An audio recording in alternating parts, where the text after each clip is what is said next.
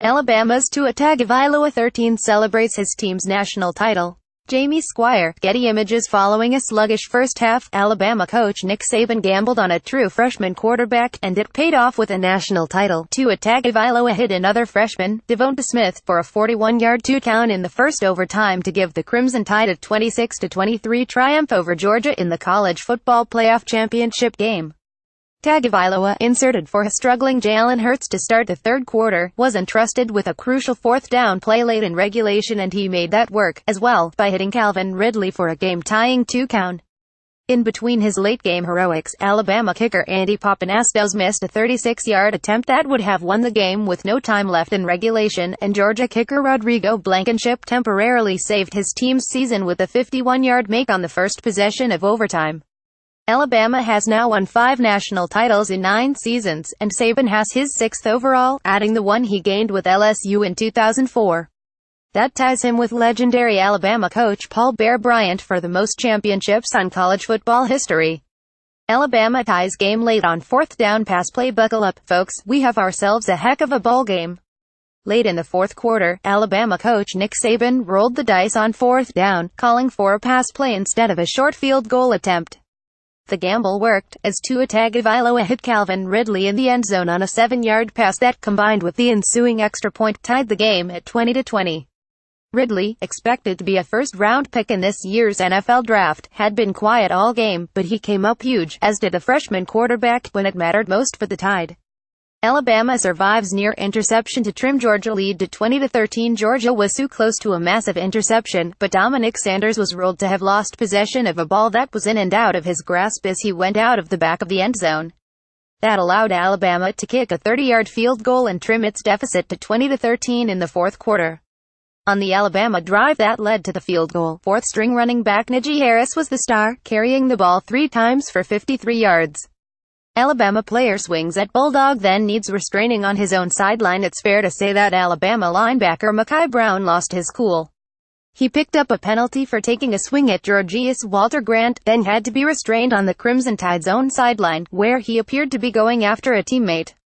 Alabama turns interception into field goal, down 20-10. If the first half of the college football playoff championship game was fairly quiet, the third quarter has been filled with big plays and sharp swings of momentum. No sooner had Georgia picked off Alabama's Tua Tagovailoa than the Crimson Tide returned the favor, intercepting the Bulldogs' Jake Fromm on a pass that bounced off one defender into the opportunistic arms of another. After Alabama's Raekwon Davis got the interception, he returned it into Georgia territory. From there, the Tide drove into field goal range, and Andy Pappanastos banged it through the uprights from 43 yards out, trimming the Bulldogs' lead to 20-10. Georgia matches Alabama TD with 80-yard bomb. Just when Alabama thought it had snatched momentum, Georgia grabbed it right back with an 80-yard bomb. Jake Fromm hit Mecole Hardman, who scored the team's first two-count on a rushing play, with a long pass down the right sideline. Hardman shook off a tackle attempt and took it the rest of the way, causing pandemonium at the stadium. The play was reviewed to see if Hardman's foot touched the boundary line as he ran toward the end zone, but the play was upheld, and a penalty on Georgia for sideline interference was enforced on the ensuing kickoff, not affecting the two-count. When Alabama got the ball back, Tua Tagovailoa forced a ball into coverage while under pressure on a 2nd and 10 play. The pass was intercepted by Georgia's DeAndre Baker, giving his team possession deep in Crimson Tide territory. Backup QB leads Alabama to desperately needed TD. It was Tua time, in a big way in Atlanta. Backup quarterback Tua Tagovailoa, brought in at the start of the second half to replace Alabama's Jalen Hurts, produced a desperately needed two-count on his second drive. That got the Crimson Tide back in the game, albeit still behind at 13-7. Tagovailoa completed 4 straight passes to end that drive, the last of which found Henry Ruggs 3 for a 6-yard score.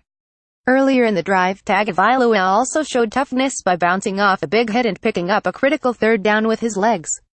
Alabama benches starting QB Jalen Hurts to begin second half, make that 2 true freshman quarterbacks playing in the game.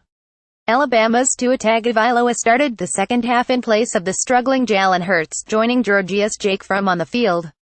It remained to be seen how long Alabama coach Nick Saban stuck with Tagovailoa, a Hawaii native who came into the game with 53 pass attempts this season, mostly in mop-up duty late in games the Crimson Tide was leading. However, Hurts had done little to move the offense, and with Alabama down 13-0 after the first 2 quarters, Saban felt the need to make a move. The early results were not much better for Alabama, however, as the Tide went 3-and-out in its first drive with Tagovailoa. Jake Fromm, Georgia take 13-0 lead at halftime. Jake Fromm is a true freshman. That's worth pointing out, because the Georgia quarterback has looked anything but overmatched in a championship battle with Alabama's vaunted defense. The Bulldogs finished the first half with a 13-0 lead. Fromm, who originally committed to Alabama before deciding to switch to his home state Bulldogs, overcame an early interception, in which his receiver had the ball pulled away by a Crimson Tide defender, to throw for 126 yards. He seemed to gain confidence as the half went along, and he led several lengthy drives, the last of which ended in a 1-yard rushing touchdown by Georgia's Mecole Hardman with 7 seconds left in the second quarter. Alabama's quarterback, Jalen Hurts, was far less effective in the first half. The second-year starter threw for just 21 yards, completing 3 of 8 passes, although he did some damage on the ground, rushing for a team-high 47 yards on 6 carries. Summing up Alabama's first-half futility was the fact that its star receiver, Calvin Ridley, was held to just 1 catch for 9 yards. Meanwhile, his younger, less accomplished brother, Georgius Riley Ridley, led all players with 4 catches for 62 yards. Great sideline catch helps Georgia take 6-0 lead. Georgia extended its first-half lead over Alabama to 6-0 with another long drive that ended in a field goal. One of the highlights of the second march downfield was a catch on the sideline by the Bulldogs' Javon Wims that was reviewed before being allowed to stand. After a no-score first quarter, Georgia strikes first with a field goal. Many predicted the college football playoff national championship game would be a low-scoring affair. And the first quarter certainly played out that way. In fact, there was no score at all, with the big play being a missed field goal by Alabama's Andy Pappanastos. That field goal attempt was set up, in part, by an interception by Alabama's Tony Brown, who pulled the ball away from Georgia's Javon Wims on a deep pass. The Bulldogs' Sony Michel was the offensive star in the early going, with 38 yards on 4 carries.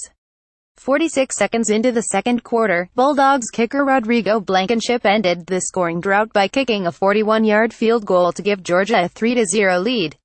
Blankenship is known for, among other things, his eye-catching eyewear.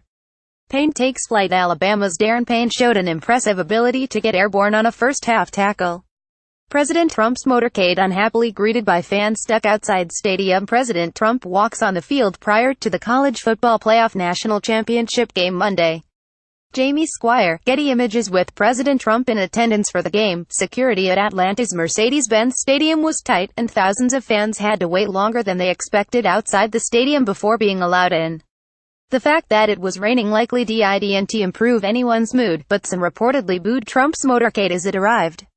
There were also some reports of booing when Trump strode onto the stadium floor, accompanied by military personnel, ahead of the national anthem. Loud cheering could also be heard on the telecast. As Alabama players walked through the stadium toward the field, Crimson Tide running back Bo Scarborough appeared to hurl an epithet about Trump.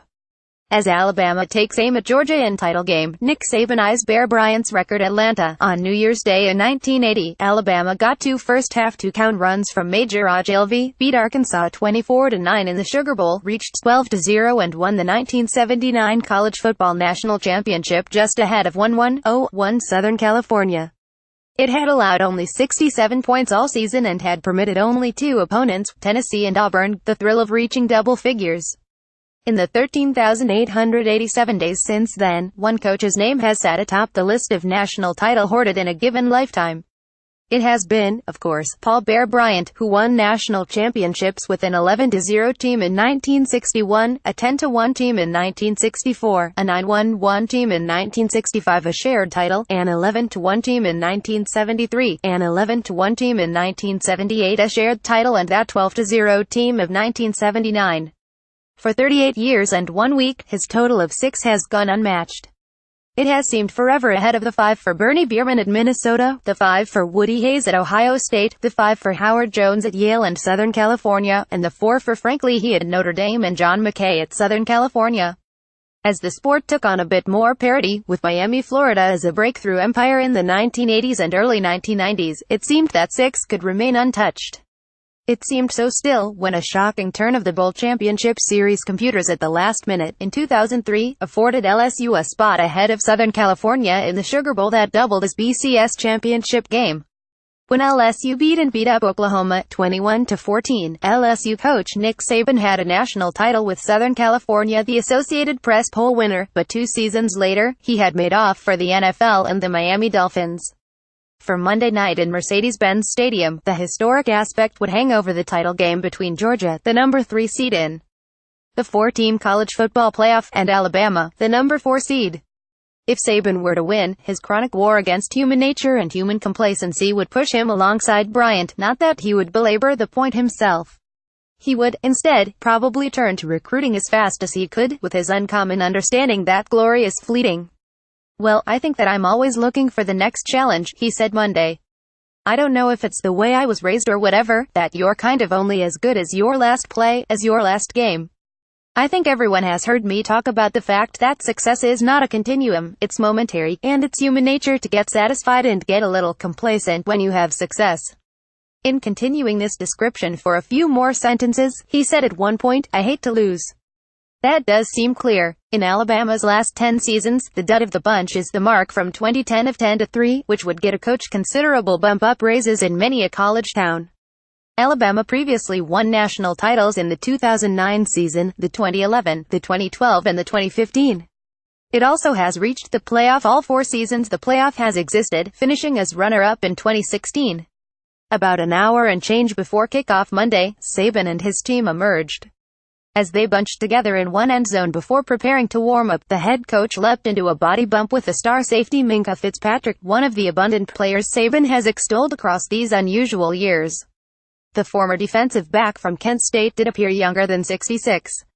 This impossibly driven sort had found his way to yet another, championship night.